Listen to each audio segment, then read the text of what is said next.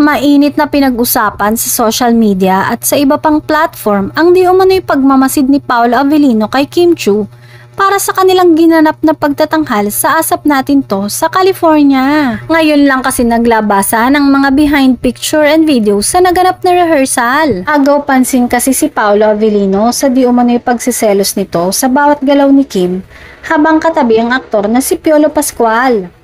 Siyempre hindi nakaligtas sa mga mata ng madlang people.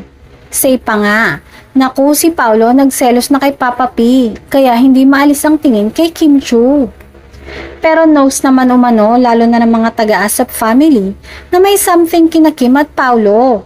Lalo na't game na game din na nakikipag-asaran at kinikilig ang mga ito sa tuwing magkasama ang dalawa o kaya naman ay nagpe-perform na.